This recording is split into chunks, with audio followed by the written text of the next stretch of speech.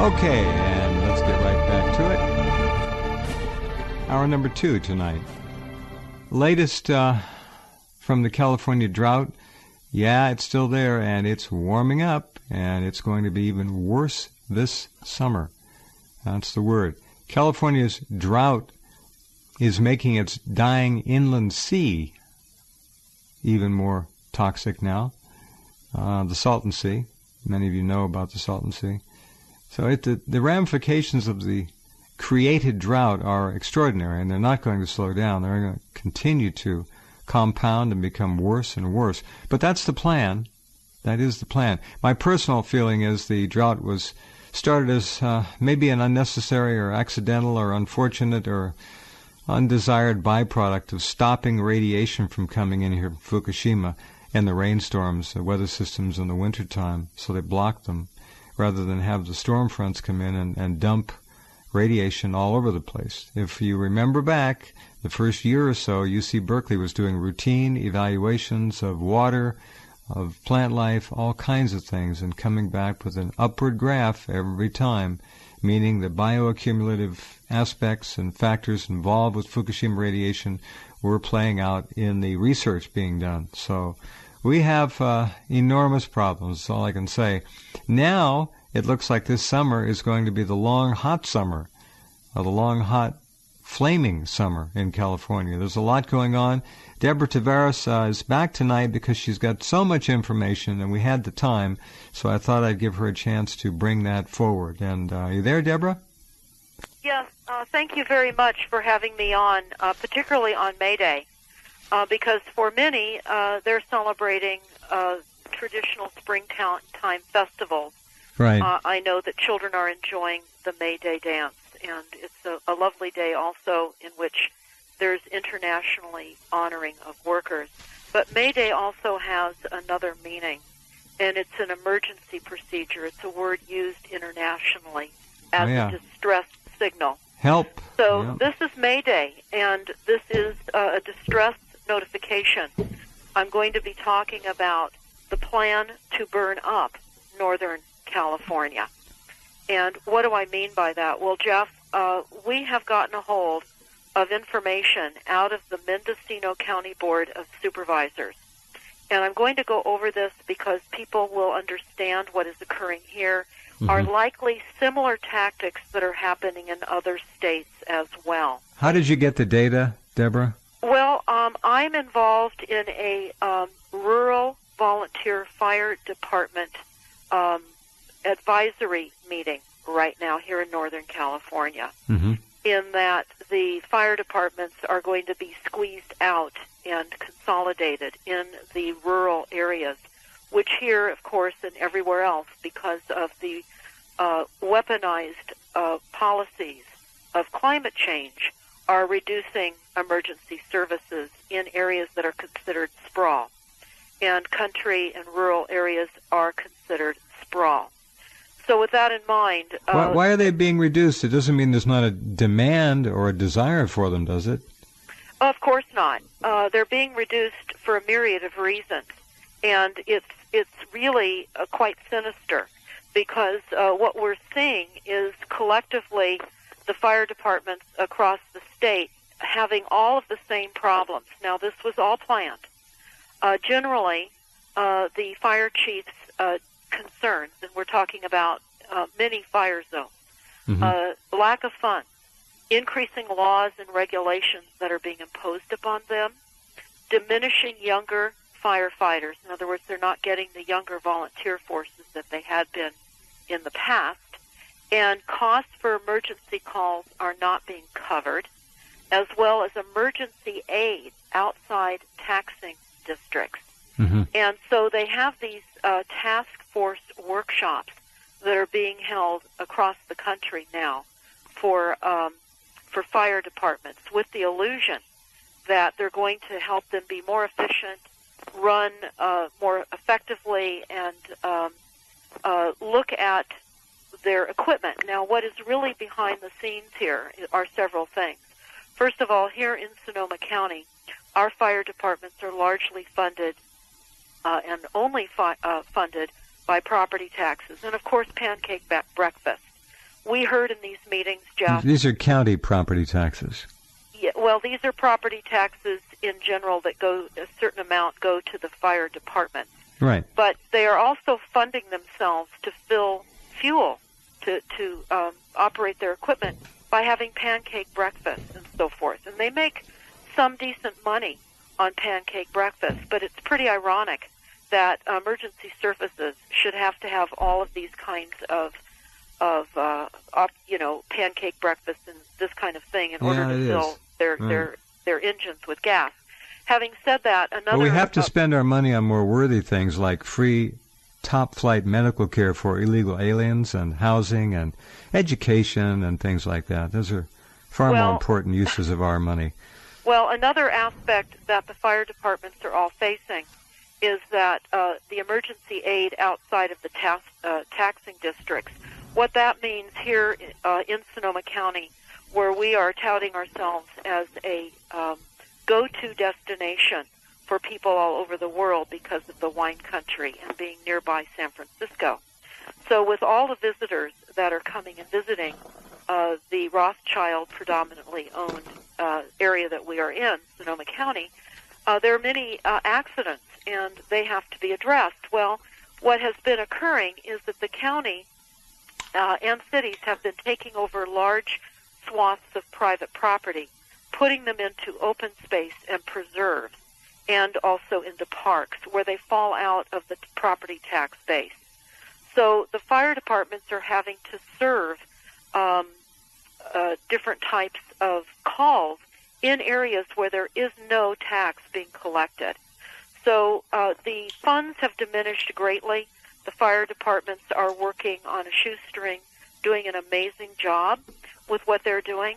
But the plans that are involved here in these meetings, an illusion that the fire departments are going to be considered having more value, is based on this.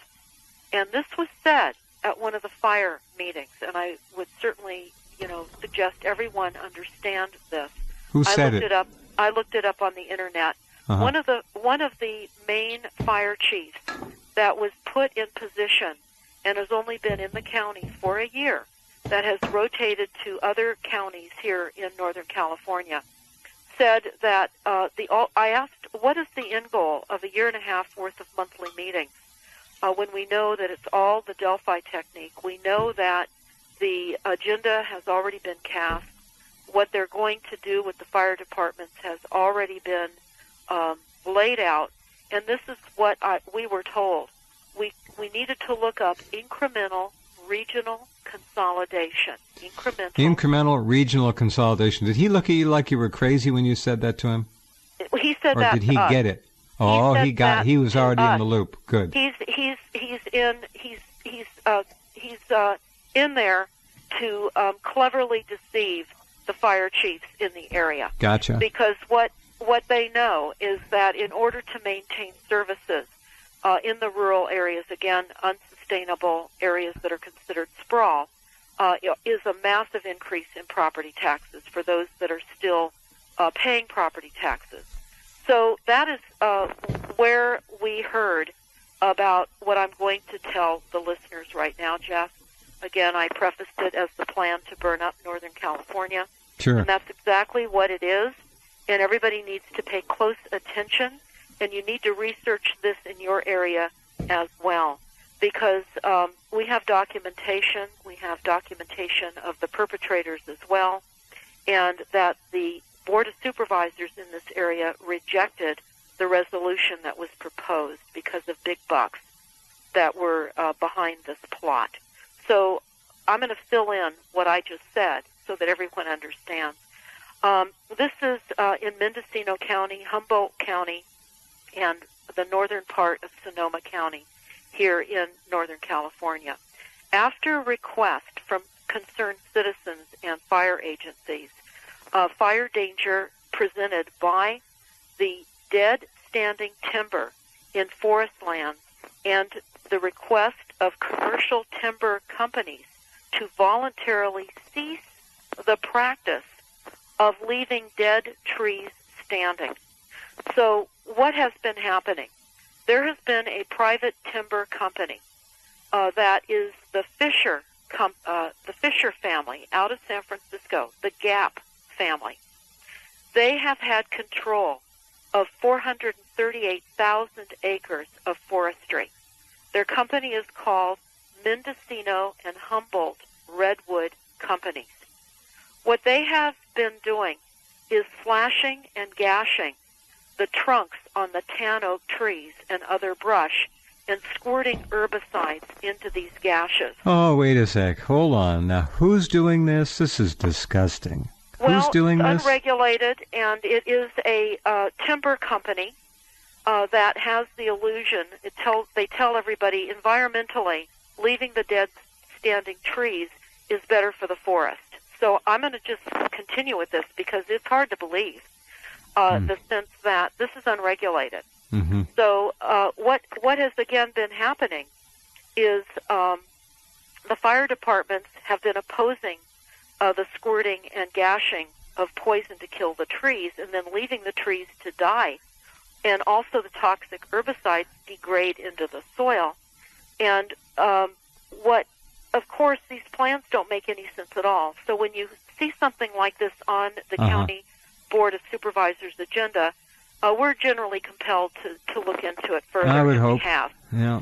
So the purpose of gashing, slashing, and killing millions and millions of tan oaks and other shrubs is to eliminate the canopy of these oaks to provide further growth for the valuable conifers, the redwoods and the Douglas fir. So, okay, hold on. If you go through Northern California, you will look into the end of foothills adjacent to whatever road you're on, and you'll see a mixture, usually of conifers and oak trees, and there are 1,000 different kinds of oak trees. Now, you're talking about that kind of a forest, which is not heavily laden with conifers, but is more of a mixture, and they're going in there, and they're cutting, slashing, and poisoning and killing the oak tree portion of that forest, creating catastrophic dead tree fuel in a forest, which will burn the whole thing up in a hot minute. Is that what you're saying? That's exactly what I'm saying. And what has happened is that the fire chiefs up in those areas and CAL FIRE are trying to get the county to take action and to stop this practice. And I'm going to go over some of the resolutions that were presented that were denied by the Mendocino County Board of Supervisors. I think anybody that hears this is going to be really stunned. Yeah, Deborah, let me ask another question, please. This bothers me because I look at hillsides like this often. Whose idea was this, and why are they doing it again? Is that your big punchline here down the road? I don't want to spoil it, but I don't get it. Why kill trees in a mixed species forest? It makes no sense to me. I don't get it. Well, again, they state the purpose is to eliminate the canopies that the oak trees infringe upon the ability for the conifers to get the sunlight necessary for growth. So in order for the more valuable logging of conifers and fir, they're eliminating the tan oaks and other shrubbery. And they have used thousands of gallons of herbicides to kill these trees. And the fire chief up there said that there is an average of about 1 million trees that are killed on an annual basis since 2012. This is done by hand? I'm not certain of the process. I would imagine to gash and squirt, they'd have to. And squirt. It would have to be done by hand. They don't have drones to do that yet. I mean, they must have crews out there that just work enormous areas. Well, this is again a private timber and logging company that's owned by the Fisher family, the Gap family, and they are prevailing over the concerns of the residents and the fire chiefs and CAL FIRE up in this northern area of California. And so what we see, and we have been told, that the fire chiefs are anticipating this year to be one of the worst fire seasons they've ever had to potentially face. They say because of the reduction of ground moisture, the reduction of fuel moisture, and dependent on the ambient humidity, they're going to be fighting massive fires. And, of course, with these toxins and herbicides that they're using, which do include Roundup, by the way, these firefighters are breathing all of these poisons. So for Sure. all of the listeners, you need to look in your areas. Look at the privately owned timber companies. Do some research as to who these companies are, because we discovered that the Fisher family has affiliation with giving big, big bucks to climate policies. And, of course, we know that these are the climate policies are weaponized policies of mass destruction because it's all based on falsified science. So any grants that are coming out of this, the family donations, which they donate hundreds of thousands of dollars on an annual basis to climate change programs, and they have a organization called the Pisces organization. This family is Luciferian, and they're going against what the fire chiefs in that area are requesting and what the neighbors are requesting. And this is diabolical. And here is one of the letters that was going back and forth from the county, and this is just a portion of one of these letters. They talk about the unmanaged tan oaks can pose a challenge to forests whose wish to rebalance the forest towards redwood production due to bottom-line cost analysis. A method known as hack and squirt is locally employed to kill off the unwanted species by hacking into the tree trunk and injecting poison. The herbicide use is outside the scope of fire concerns, but I've come to understand that the practice involves leaving the dead trees standing. Attached is an aerial photograph showing us just how many dead trees are now standing. I have raised concern to the Mendocino County Board of Supervisors and CAL FIRE about the predominantly dead forest impacting fire risk. But oddly, most responses have been of the form, your area is already a high fire risk, and dead trees burn the same as live trees, end quote. The fire chief says, in my experience, dead, seasoned wood burns more efficiently than green wood. And intentionally dead forest in decay is a fabrication of fuel ladders, a pattern of vegetation that allows a fire to climb up from the forest floor into the tree canopy, where it is more challenging to suppress. Now, they went on to talk about how they focused on trees killed using the hack and squirt method and the exact poison, which they listed the poisons, the name of some of these poisons. The County Board of Supervisors had a resolution to consider at this meeting. And the resolution in and of itself speaks largely because this resolution says as follows.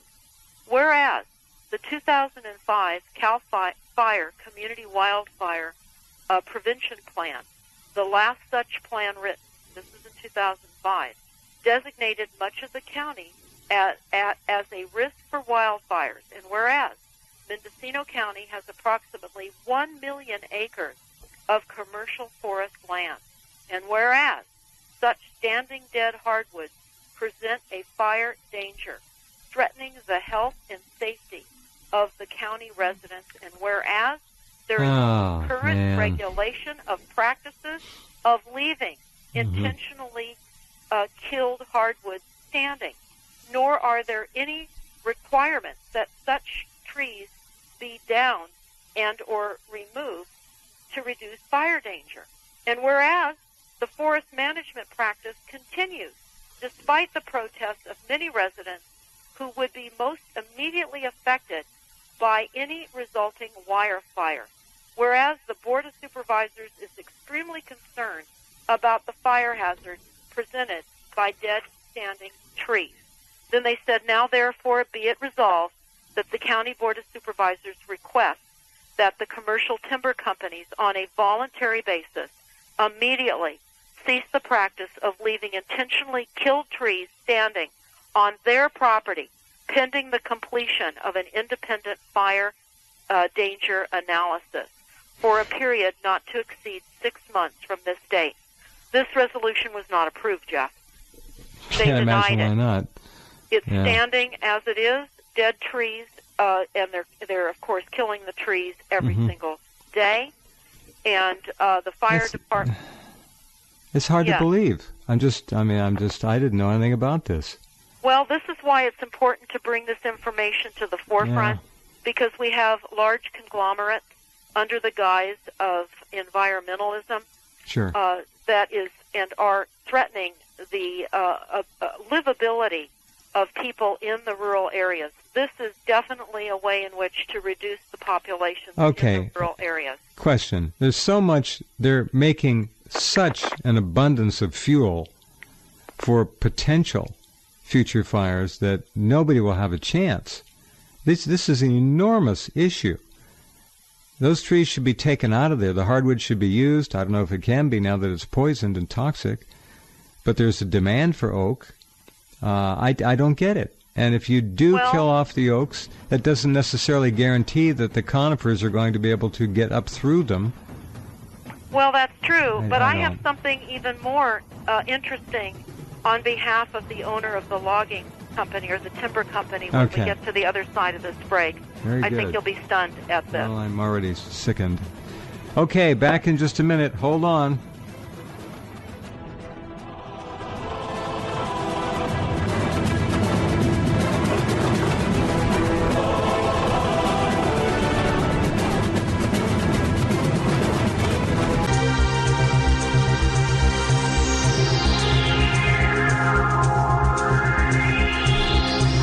Okay, welcome back.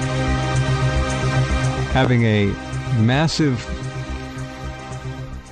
die-off, a kill-off, a slaughter-off of oaks in Northern California, where the forests aren't so solidly full of conifers. You'll find always a mixture of evergreens and the deciduous trees like the oaks, and they're killing them.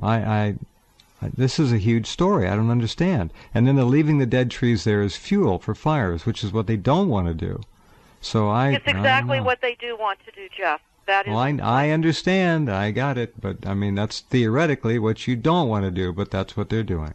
Well, that's exactly right. And people need to understand when they see agenda items, again, on County Board of Supervisors' agendas, you need to look into this. Again, the Fisher family is out of San Francisco. They're the Gap family, and they have a foundation called Pisces, P-I-S-C-E-S, and they donate large sums of money, and they give grants to climate and energy funding mechanisms. This is a very evil group of people that are in control now of 438,000 acres of trees in Northern California. Now, here's what was said, and this is just outrageous. This is what the applicant, the Mendocino Redwood Company, had offered. And this is the fire chief, trying to be nice. He said, I cannot fault the applicant. Best I can tell, they operate in compliance with applicable law and work in an environment of ever-increasing and arguably onerous regulatory creep. In response to the questions I have raised, they've even stepped forward to brainstorm evacuation routes, adding credence to public concern in a desperate need of remedy. Well, there it is. There it is. So he goes on, the fire chief also goes on to say this: I'm also not ready to place culpability in the hands of the state regulators. It appears they are diligently following process. Unfortunately, the process as implemented seems to omit consideration for public safety, perhaps because forest management methods have outpaced legislative action. So what we have here is complete disregard for anyone who lives in the rural land. And this is an intentional depopulation of the area along the northern coast of California. Intentional. So I also want to talk about the reaction of those that attended the meeting. It was outrageous.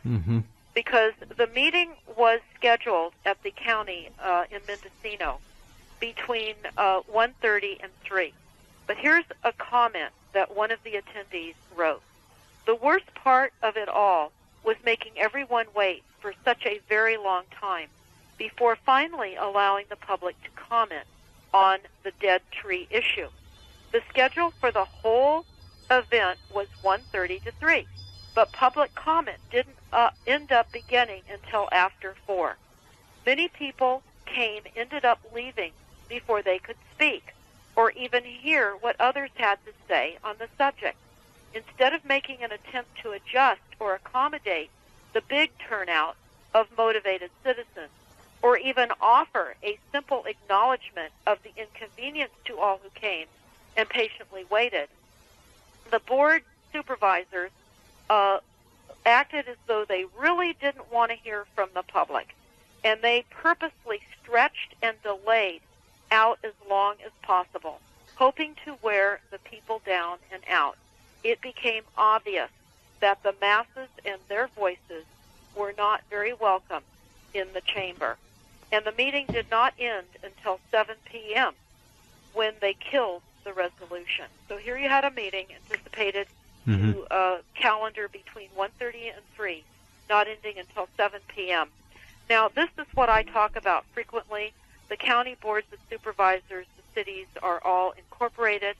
They create the illusion with the Delphi technique as presented by the RAND Corporation that people have their say. That's why people are only given 3 minutes, and their voices Folks, are not heard. wherever you are all across the country, you're probably running into the same offensive weapons to shut you down. Absolutely. And I'm just going to throw this in right now because I mentioned the RAND Corporation, and this is something that I'm just investigating that I just discovered. And it's from the RAND Corporation's website. It's entitled Psychological Operations by Another Name is Sweeter. The Department of Defense has decided to change the name of military psychological operations, PSYOP, and it is a good thing. Make assertions despite concerns about the name change raised by others in Small Wars Journal. That should be an interesting journal. What's the new name? The new name is, the acronym is MISO, M-I-S-O, and that means Military Information Support Operation. All right, that's a PSYOP now. Yes, it is. And the reason that they're doing this is the psychological operations are no more than messages and broadcasts aimed at changing the opinions and attitudes or behavior of foreign countries, officials, or troops. And they have come to have a sinister connotation in the minds of U.S. citizens and policymakers. Well, I wonder why. Yes. The very term PSYOP summons dark thoughts of mind control, lasers, dastardly propaganda, or deception. Well, the RAND Corporation, again, has created the Delphi, or part of the extension from the Tavistock Institute, by bringing forth the Delphi technique, again, the method in which people are given the illusion that meetings are for them. They're not. And the RAND Corporation was also involved in the report from Iron Mountain. And I would recommend everyone watch the YouTube that we have up entitled Water Wars, Stealing Water for Profit and Power, and understand that a large portion of the report from Iron Mountain was to determine the optimum levels of destruction of life, property, and natural resources on the possibility and desirability of peace. Now, this is where doublespeak and wordspeak comes in. This is where what they just said, murder, the optimum levels of murder, destruction of life, and the destruction of property and natural resources, and then they end all of that by the desirability of peace. We are being tricked by weaponization of language as well. And I have another story that I would like to disclose in the remaining time I have left. It's a huge story as well. Okay. And I'll talk about that when we get to the other side of this break. We shall do it. Stand by.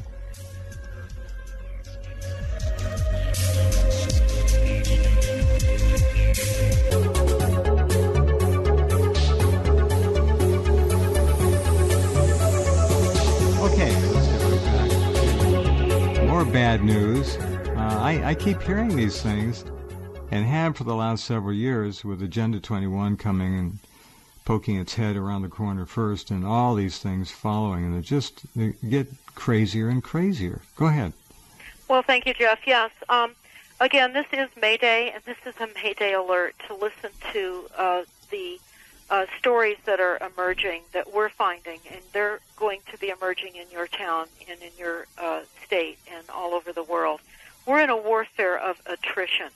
It's a scientific warfare. And what that means is attrition warfare seeks victory through the accumulative destruction of the enemy's material assets by superior technologies.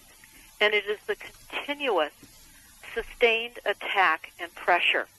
Another aspect of this warfare involves what smart cities represent. Smart cities are the corralling of the people into prison zones, because keeping in mind, smart cities are based upon the idea that we must reduce greenhouse gas emissions. That is fraudulent science. And yet policies are being written in all of our corrupt administrative levels, and all the people that we assume represent us whom do not, are putting forth policies of corrupt, falsified science and creating new global markets and corralling all of us at the same time. Now, why I'm bringing up smart cities is going to follow into this story, Jeff, because attrition warfare is a clever exploitation of the mobility of the enemy to strengthen and to reduce the enemy's strength and make their strength irrelevant. And what they mean by that is finding an enemy means locating the enemy in both time and space. Fixing the enemy is reducing his freedom of action, usually by immobilizing or suppressing their abilities. So this is what smart cities are. They're suppressing our abilities. They want us out of cars. They want us onto bikes, where we'll be highly positioned to face all of the psychotronic weapons and all of the other weaponized systems of economy, etc., in these cities. So while I just spoke about smart cities, I certainly want everyone to hear this story. It is unbelievably horrific. There is a new city being proposed on nearly 8,000 acres of land in the San Joaquin Valley area of Southern California, where they're shutting down farms and ranches in the illusion that there is scarce water resources, which, of course, if you've been listening to Jeff's program and my program 6 days a week at 6 p.m. on Rince's network, you know already that primary water is why we do not have a water shortage, and that water is renewable. And we ask you to go to primarywater.org and get this information out far and wide. But to this city is called, it's a smart city, and it's going to be a new smart city with new trains. And they're calling it the new ruralism. It's a new town proposed in Central California called Quay Valley. Quay. Quay. What a weird name. That's the name of a water feature. Well, it's actually after the controlling CEO of this. His name is Quay. Really? But yes, it is. And it's interesting because there's Pelosi connections. There's all kinds of connections with this soon-to-be new town. This town was put forth in about 2008, but because of the economy, it was waylaid. What's the nearest town to it that's of any significance, so we get an idea? What I want to say about this location is going to be stunning. First of all, it's important for everyone to realize we have been hearing about this $68 billion plus high-speed rail line in the Central Valley area of San Francisco. We're talking about Merced, San Jose, Merced, Fresno, sure. Kings, Tulare, and Bakersfield on down to Los Angeles. Well, this train was approved, the cost, and they've started construction even though they don't have enough money at this time to build it out. But it will take people from Los Angeles to San Francisco in less than 3 hours with speeds of over 200 miles an hour. So what's extremely interesting is that this rail system goes past and nearby this Quay town, Quay town. So projected population? Well, the Quay town originally wanted to build 150,000 single-family homes, but in order to be more appealing to Kings County, they chopped it down to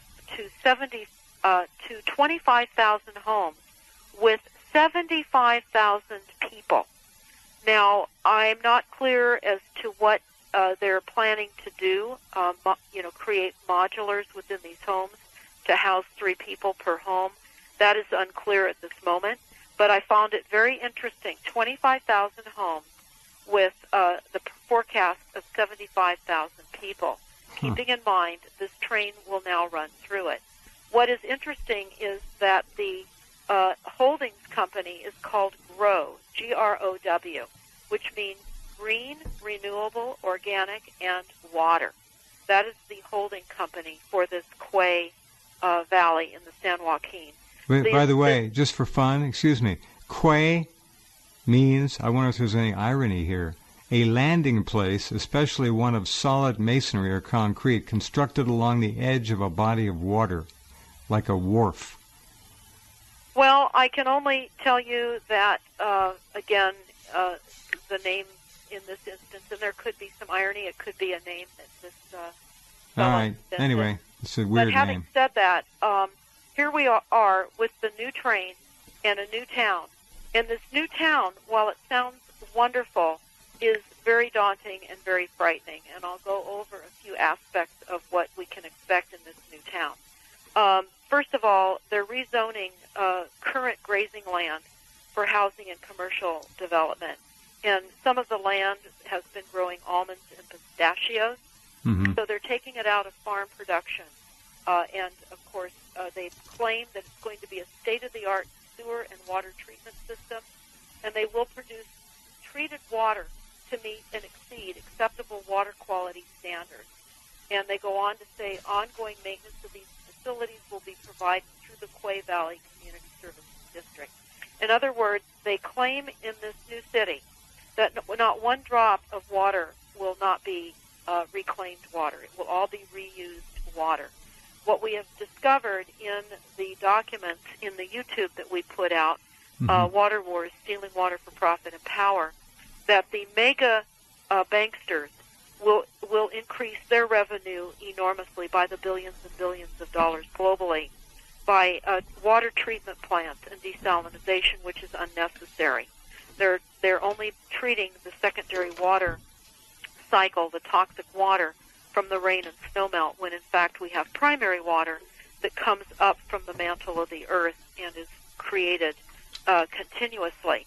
But I wanted to go into more of the features of this huge development. It's going to have retail stores. It's going to have schools for education, entertainment, and hospitality features.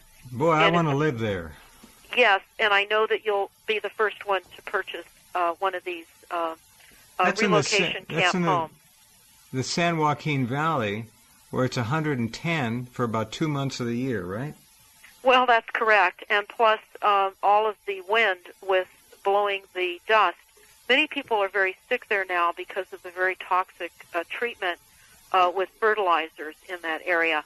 But they're going to have 2,000 acres of retail and entertainment. No, please. And they're going to have a Serengeti African safari experience, complete with animals, provided by the San Diego Zoo and Global Wildlife Conservancy.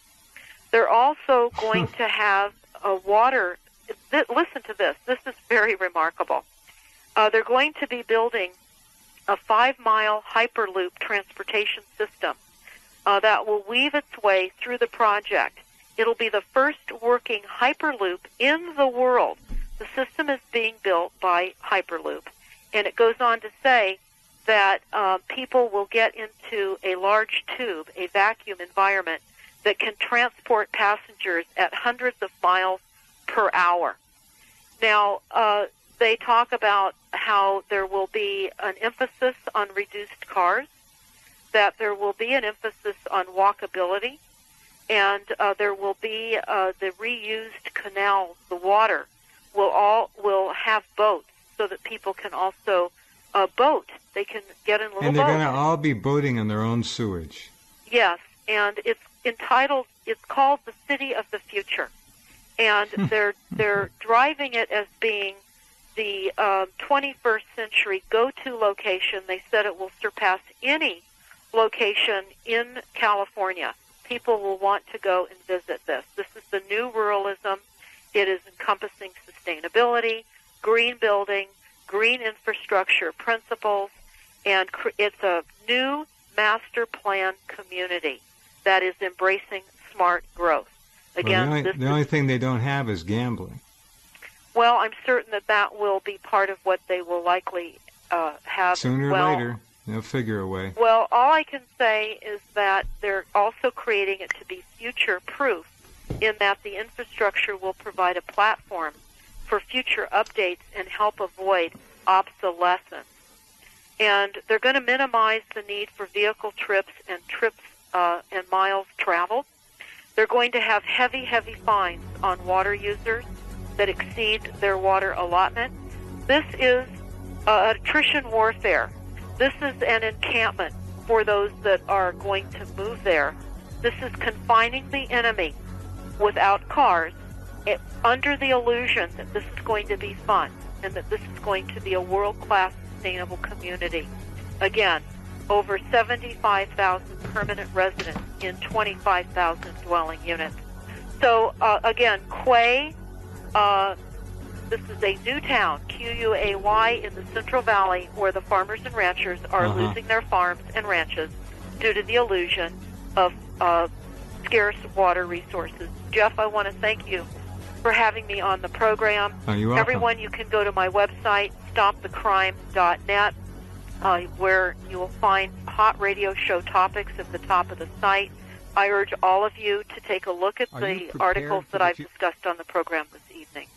Thank you, and thanks to you and Lou for doing amazing work. Every time I hear these things, I can't believe it. It's getting crazier. Well, and that more it is. evil and more wicked all the time. Well, we need to know what the plans are so that people can do what they can thanks to your to work, get this information out. Getting an idea of it. Thank you, Deborah. Have a wonderful weekend. My best to Lou. Thank you. Good night, everyone. Okay, there's Deborah Tavares, and we will be back on Monday. It's going to be kind of a rough week. Hope you have a good weekend. Take care, and we will meet you, in the meantime, you know where, at rense.com. Take good care, and we'll talk soon.